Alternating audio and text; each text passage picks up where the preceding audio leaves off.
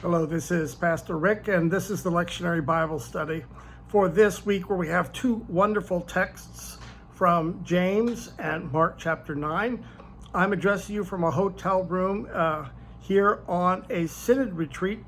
We're at the Mission Hotel outside of Orlando, meeting with other pastors, and it's a delightful retreat. But let's move to our text. You're going to enjoy these texts. First of all is Mark chapter 9, and it's so typical that the disciples lose their focus in this text.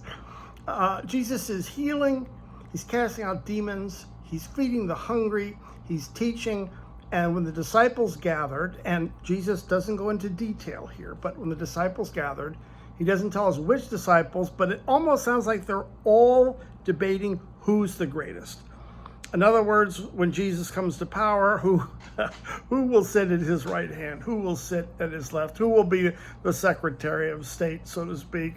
Who will be running the show when Jesus comes to power? And obviously for Jesus, they've lost the train of thought. They've lost the focus on what he's to do. And so he admonishes them. This is not the primary question, who will be greatest.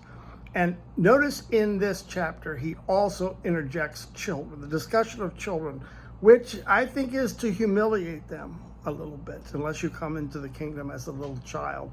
And you all have not achieved that status yet.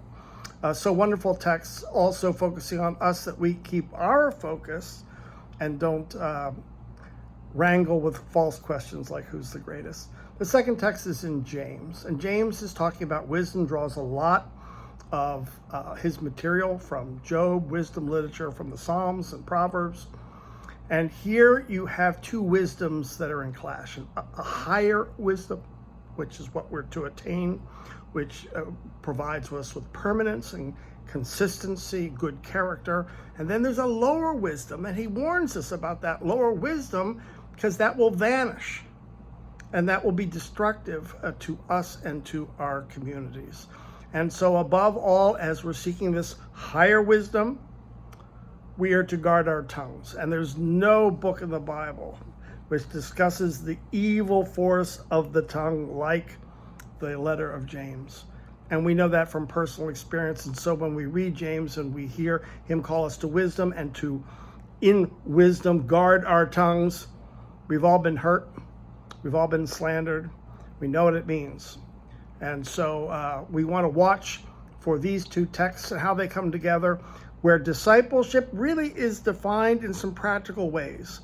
In Mark, what to avoid, the bad questions, the bad angle of vision, and in James, the elevated wisdom that comes from God.